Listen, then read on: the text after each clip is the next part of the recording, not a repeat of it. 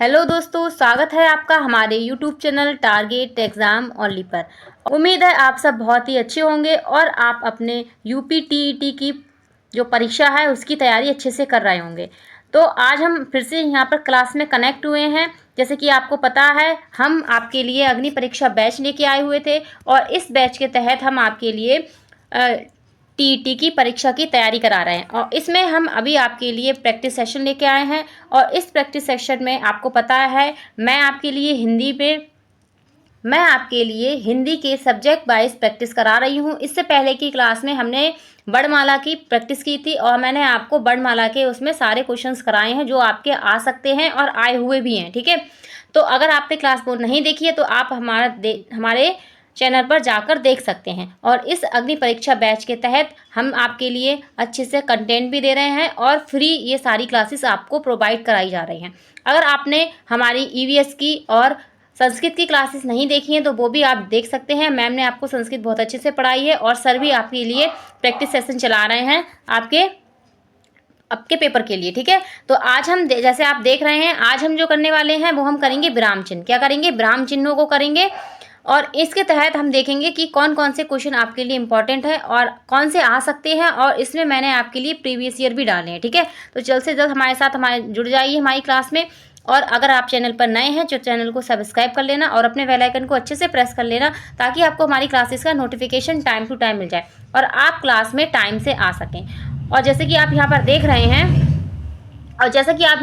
रहे हैं, ये हमारी थर्ड क्लास है। आप कहेंगे फर्स्ट क्लास और सेकंड क्लास। फर्स्ट क्लास और सेकंड क्लास मैंने आपकी वर्णमाला की ही ली है। ठीक है, अगर आपने प्रैक्टिस नहीं की है तो आप ज़रूर प्रैक्टिस करना। तो जल्द से जल्द जुड़ जाइए। चलिए स्टार्ट करते हैं आज की अपनी क्लास को। ठीक है, तो देखेंगे हमारा पहला क्वेश्चन क्या है और सबको कमेंट बॉक्स में कमेंट भी करना है कि अगर आपको क्वेश्चन आ रहा है तो आप उसका आंसर भी दे सकते हैं। तो पहला यहाँ पे क्वेश्चन दिया है, मुझे बाहर जाना है। तो इसको पहचानना है कि कौन सा विराम चिन्ह लगा है। तो मुझे बाहर जाना है, यहाँ पर ये लास्ट में जो विराम चिन्ह लगा है इसके बारे में। ठीक है, तो इसका राइट आंसर क्या होगा? इसका हमारा राइट आंसर होगा पूर्ण विराम। क्या है? पूर्ण विराम है। अगर क्वेश्चन पूछा जाए कि जो विराम चिन्ह होते हैं वो होते क्या हैं, ठीक है, तो विराम का अर्थ क्या होता है? तो विराम का अर्थ क्या होता है? विराम का अर्थ होता है ठहराव। अगर क्वेश्चन पूछा जाए विराम का अर्थ, अगर पूछा जाए क्वेश्चन में आपसे कि विराम क्या होता है तो पहले आपको पता होना चाहिए विराम का अर्थ क्या होता है। तो विराम का अर्थ,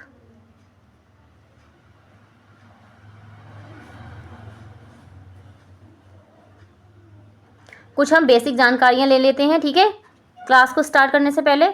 तो विराम का अर्थ होता है ठहराव। क्या होता है? तो विराम का अर्थ क्या होता है? ठहराव। ठहराव या आप कह सकते हैं रुकावट या रुकना।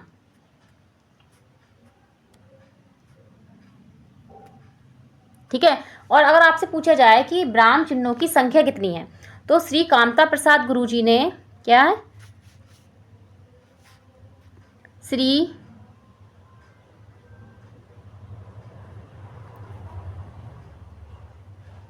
कामता प्रसाद, ठीक है, गुरुजी ने, इन्होंने कितने विराम चिन्हों की संख्या बताई है? तो विराम चिन्ह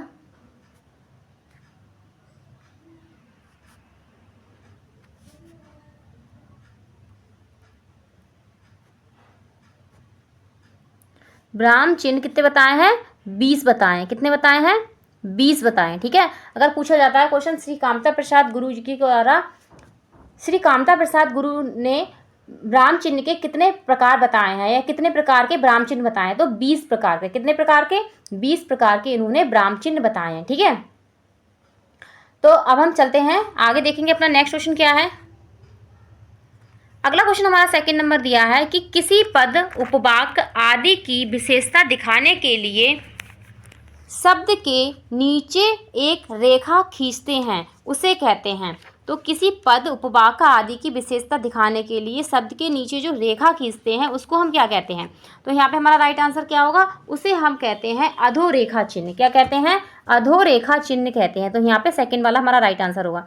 अगला देखेंगे third number question. Third number question दिया है कि दो समानार्थी शब्दों की पुनरुक्ति के बीच किस विराम चिन्ह का प्रयोग होता है? तो किस विराम चिन्ह का प्रयोग होता है? तो यहाँ पे हमारा राइट आंसर है योजक चिन्ह का। जैसे मान लीजिए माता पिता,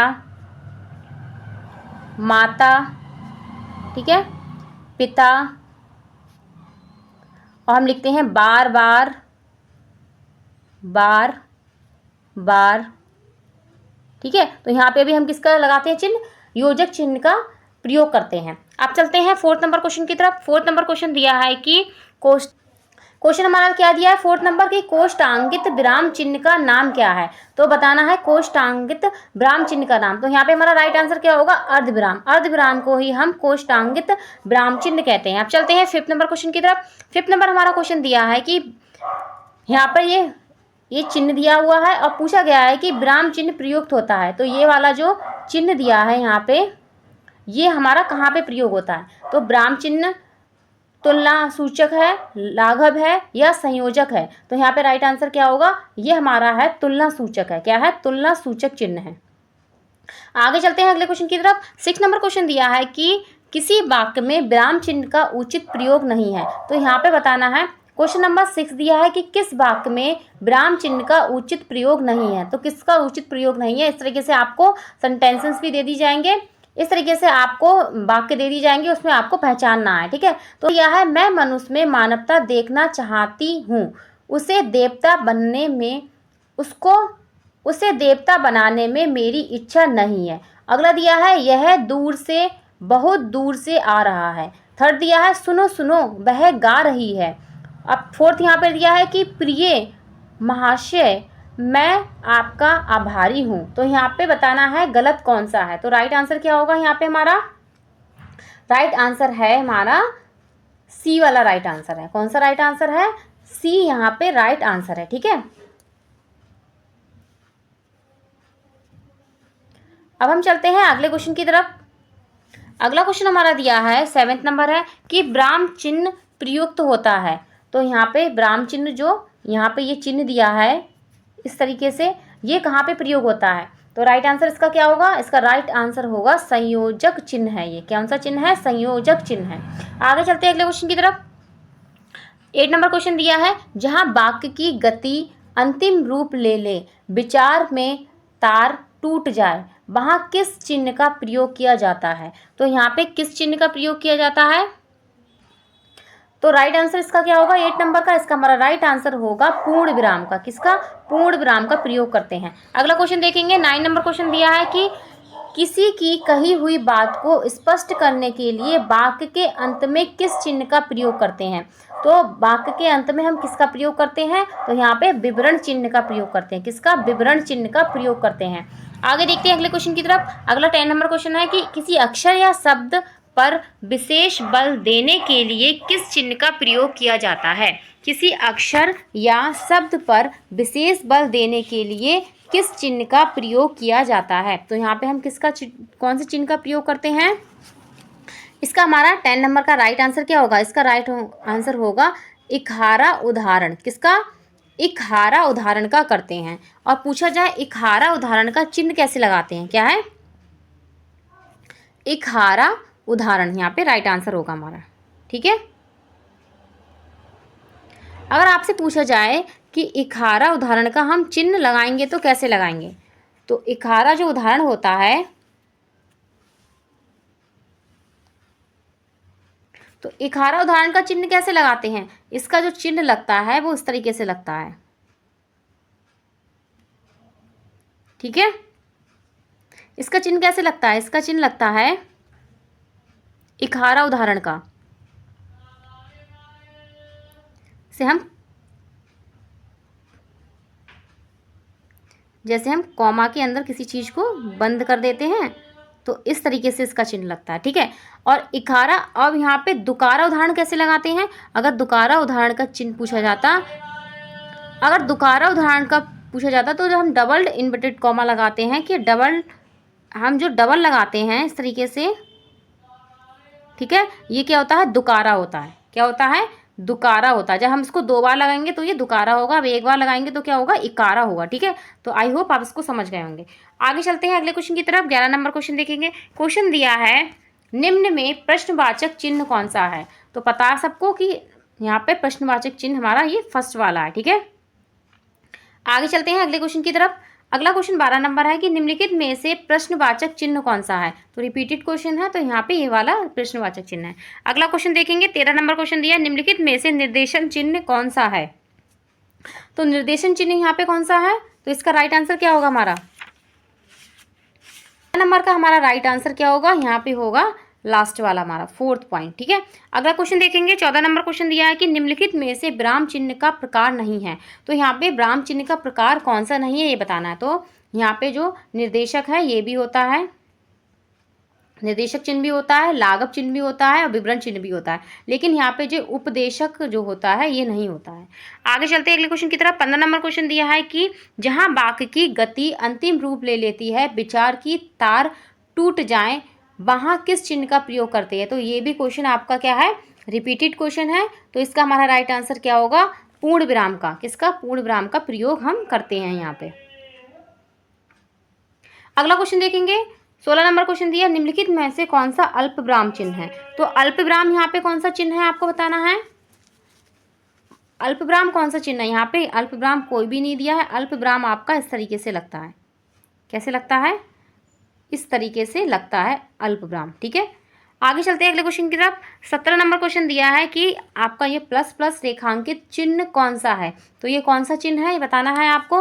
तो यहाँ पे हमारा राइट आंसर क्या होगा, लोप चिन्ह है। कौन सा चिन्ह है, लोप सूचक चिन्ह है ये। ठीक है, आगे चलते हैं अगले क्वेश्चन की तरफ। अगला क्वेश्चन यहाँ पर हमारा दिया है कि 2 समानार्थी शब्दों का पुनरुक्ति के बीच में किस विराम चिन्ह का प्रयोग करते हैं। तो ये भी क्वेश्चन आपका रिपीटेड क्वेश्चन है। किसका करते हैं, योजक चिन्ह का करते हैं। किसका, योजक चिन्ह का प्रयोग करते हैं। आगे देखते हैं अगला क्वेश्चन, निम्नलिखित में से पूर्ण विराम का चिन्ह है। तो यहाँ पे पूर्ण विराम कौन सा है, ये हमारा पूर्ण विराम है। ठीक है, आगे चलते हैं अगला क्वेश्चन।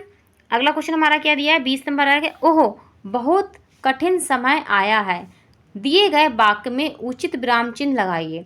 ओहो, बहुत कठिन समय आया है, तो इसमें हम कौन सा विराम चिन्ह लगाएंगे, यहाँ पे विस्मृति बोधक लगाएंगे। कौन सा, विस्मृति बोधक चिन्ह को हम लगाएंगे। ठीक है, आगे चलते हैं अगला क्वेश्चन देखेंगे। अगला क्वेश्चन यहाँ पर हमारा 21 नंबर दिया है, हे भगवान मेरी रक्षा करो, दिए गए विकल्प में सही चयन, दिए गए विकल्प का चयन कर रिक्त स्थान भरिए। तो यहाँ पे क्या आएगा, यहाँ पे राइट आंसर हमारा क्या होगा, विस्मृति बोधक चिन्ह यहाँ पे लगाया जाएगा हे भगवान के लिए। ठीक है, आगे देखते हैं अगला क्वेश्चन।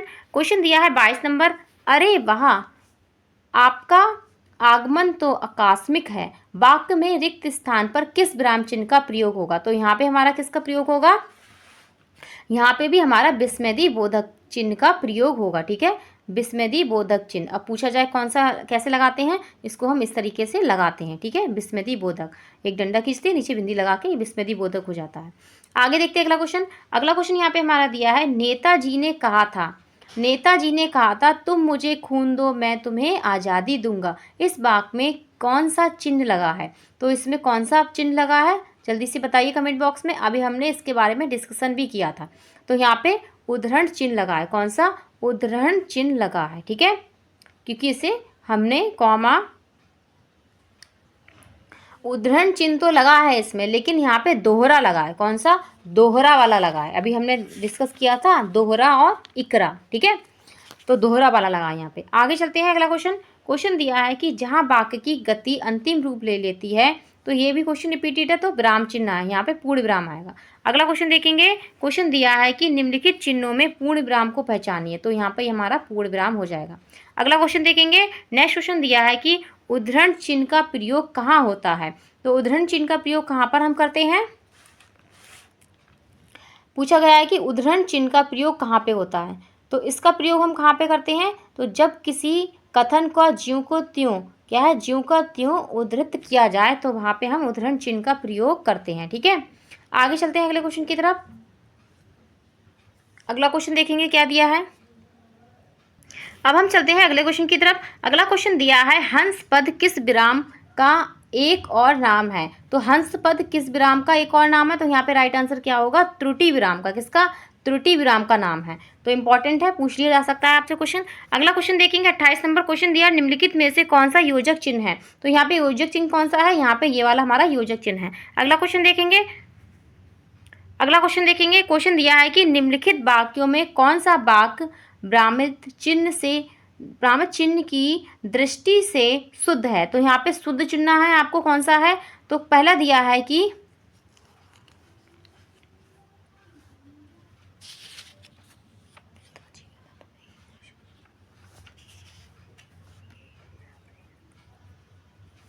तो यहाँ पे हमारा राइट आंसर क्या होगा, इसमें पहला दिया है क्रोध चाहे जैसा भी हो मनुष्य को दुर्लभ बनाता है। दूसरा दिया है क्रोध दिया है, फिर यहाँ पे ये चिन्ह लगा है कि चाहे जैसा भी हो मनुष्य को दुर्लभ बनाता है।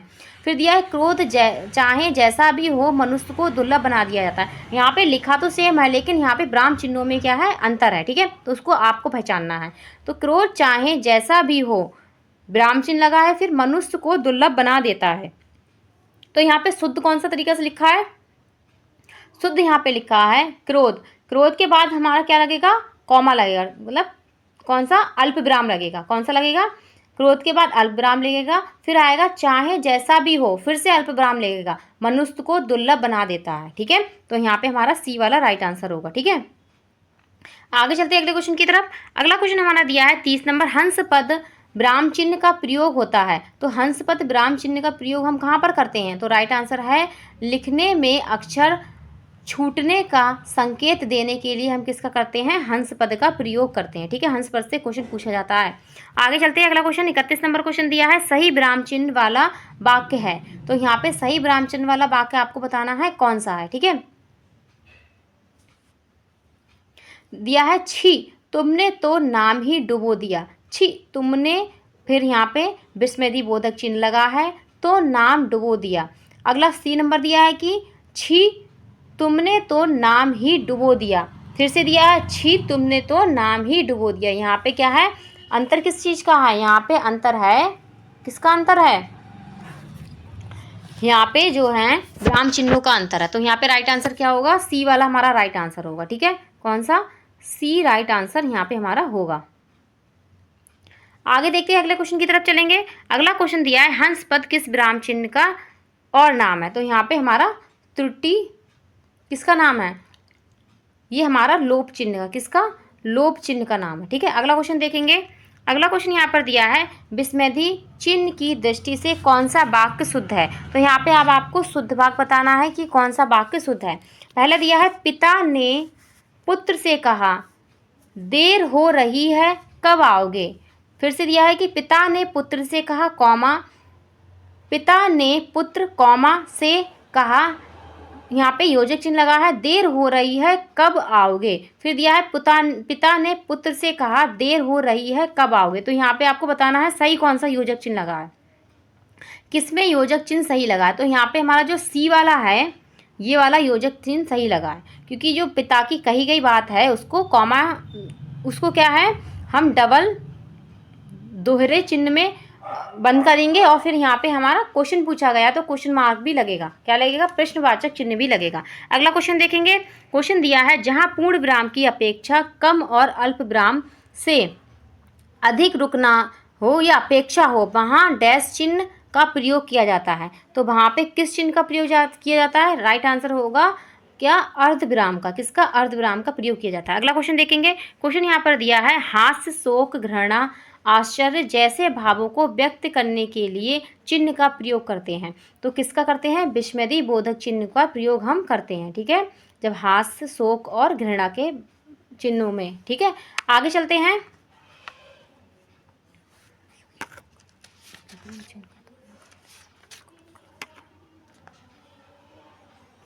आगे चलते हैं अगले क्वेश्चन की तरफ। अगला क्वेश्चन हमारा दिया है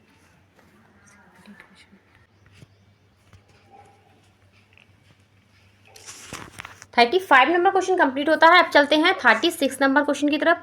क्वेश्चन यहाँ पे हमारा दिया है 36 नंबर की समप्राप्ति सूचक चिन्ह की पहचान करें। तो समप्राप्ति सूचक चिन्ह यहाँ पे हमारा कौन सा होगा, तो इसका हमारा राइट आंसर होगा ए वाला। कौन सा राइट आंसर होगा? ए वाला यहाँ पे हमारा राइट आंसर होगा। ये आपका समप्राप्ति सूचक चिन्ह होता है। आगे चलते हैं अगले क्वेश्चन की तरफ। क्वेश्चन दिया है कि जहाँ योजक चिन्ह का प्रयोग नहीं करते हैं पहचानिए। तो कहाँ पर हम योजक चिन्ह का प्रयोग नहीं करते हैं उनको आपको पहचानना है। दो संयुक्त क्रियाएं एक साथ प्रयुक्त हों। दूसरा दिया है रीतिवाचक या परिणामवाचक क्रिया विशेषण में प्रयुक्त दो उपवाक्य। सी दिया है कि जब क्रिया की मूल धातु के साथ प्रेरणार्थक क्रियाएं आए। कर्मधारी समास से बने शब्दों में योजक चिन्ह का प्रयोग। तो यहाँ पे हमारा नहीं पूछा गया है, तो राइट आंसर क्या होगा? राइट आंसर होगा कर्मधारी वाला राइट आंसर। ठीक है, कर्मधारी समास से बने शब्दों में योजक चिन्ह का प्रयोग। ठीक है, ये वाला हमारा गलत दिया है, बाकी सब में हम करते हैं। आगे चलते हैं अगले क्वेश्चन की तरफ। अगला क्वेश्चन दिया है कि किसी कठिन शब्द के अर्थ को स्पष्ट करने के लिए किस विराम चिन्ह का प्रयोग करते हैं। जब हम किसी कठिन शब्द को करते हैं स्पष्ट करना हो तो हम किसका प्रयोग करते हैं? यहाँ पे हमारा क्या है? सी है। ठीक है, सी वाला राइट आंसर है। आगे चलते हैं अगले क्वेश्चन की तरफ। क्वेश्चन दिया है मोहन, 39 नंबर क्वेश्चन दिया है कि मोहन आज घूमने आएगा। उपयुक्त वाक्य में विराम चिन्ह लगाए। तो यहाँ पे कौन सा विराम चिन्ह लगा है? तो राइट आंसर इसका क्या होगा? इसका हमारा राइट आंसर होगा पूर्ण विराम लगा है। कौन से विराम लगा है? पूर्ण विराम यहाँ पे लगा है। अब चलते हैं 40 नंबर क्वेश्चन की तरफ। देखेंगे 40 नंबर क्वेश्चन क्या दिया है।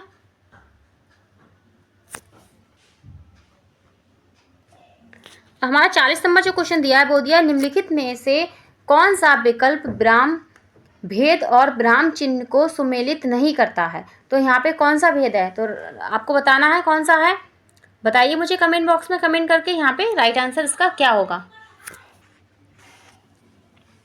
तो इसका हमारा राइट आंसर होगा योजक चिन्ह। क्या होगा? योजक चिन्ह होगा। अगला क्वेश्चन देखेंगे 41 नंबर क्वेश्चन किया है। क्वेश्चन दिया है काक पद का उपयोग कब होता है। तो काक पद का प्रयोग हम कब कहते हैं? छूटे हुए अंश के लिए हम इसका प्रयोग करते हैं यहाँ पे। तो राइट आंसर इसका क्या होगा? छूटे हुए अंश के लिए। ठीक है, यहाँ पे हमारा ये वाला राइट आंसर होगा। अगला क्वेश्चन देखेंगे 42 नंबर क्वेश्चन। क्वेश्चन दिया है मनोविकार सूचक शब्द वाक्यांशों तथा वाक्य के अंत में किस चिन्ह का प्रयोग होता है। तो किसका इसमें होता है? विस्मृति बोधक का प्रयोग किया जाता है। ठीक है, अगला क्वेश्चन देखेंगे। क्वेश्चन हमारा दिया है, क्वेश्चन दिया है जब वाक्य के मध्य में कोई शब्द या पद छूट जाता है तब उसे पूरा करने के लिए उस स्थान पर कौन सा विराम चिन्ह लगाकर उसे पूरा लिखा जाता है। तो कौन सा विराम चिन्ह लगाते हैं? यहाँ पे हंस पद विराम चिन्ह हम लगाते हैं। ठीक है, तो हंस पद से देखिए कितना क्वेश्चन जो है आपको बदल बदल के पूछा गया है। क्वेश्चन का आंसर एक ही है लेकिन क्वेश्चन को चेंज कर करके पूछा गया है।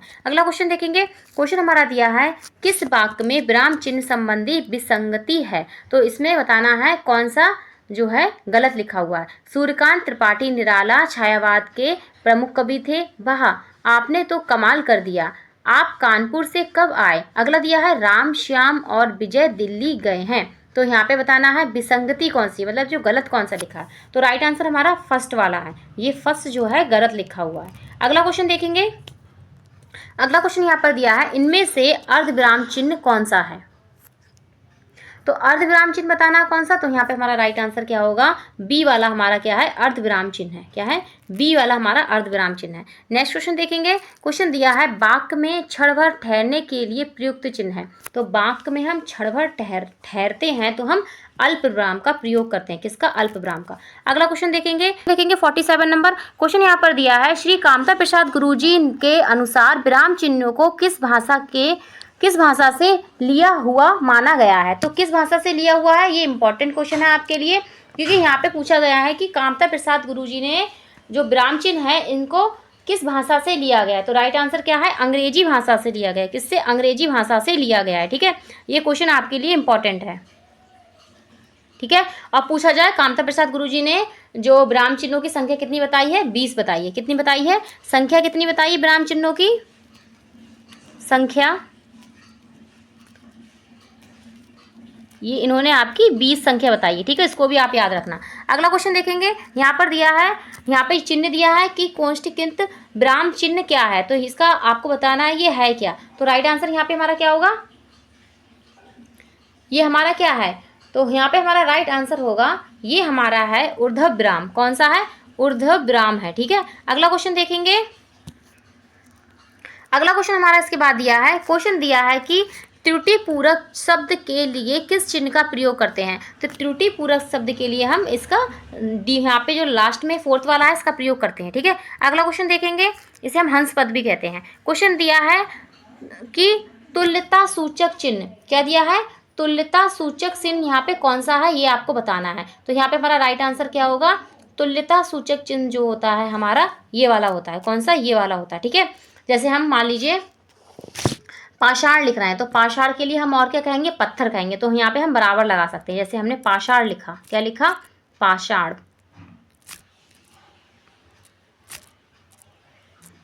ठीक है, अब यहाँ पे बराबर लिख के क्या लिख दिया? पत्थर। ठीक है, तो ये तुल्यता सूचक चिन्ह लग गया यहाँ पे। तो यहाँ पे हमारी क्लास कंप्लीट होती है। तो आज की क्लास यहाँ पे हमारी कंप्लीट होती है। आपको क्लास कैसी लगी है कमेंट बॉक्स में कमेंट करना ना भूलें, और ये भी बताएं यहाँ से आपको कौन कौन से क्वेश्चन जो हैं नए देखने को मिले थे और किस किस क्वेश्चन में आपको प्रॉब्लम हुई है। तो सभी कमेंट बॉक्स में कमेंट जरूर करना, और क्लास को शेयर भी कर लेना अपने दोस्तों के साथ जो यूपी टेट की तैयारी कर रहे हैं, ताकि वो भी अपनी प्रैक्टिस अच्छे से कर सके। अब नेक्स्ट क्लास में हम अगले टॉपिक को उठाएंगे और उससे सारी प्रैक्टिस करेंगे अपने क्वेश्चंस की। तो आज के लिए बस इतना ही। नेक्स्ट क्लास में फिर से हाजिर होंगे आपके सामने एक नए टॉपिक के साथ। ओके, धन्यवाद, कीप वॉचिंग।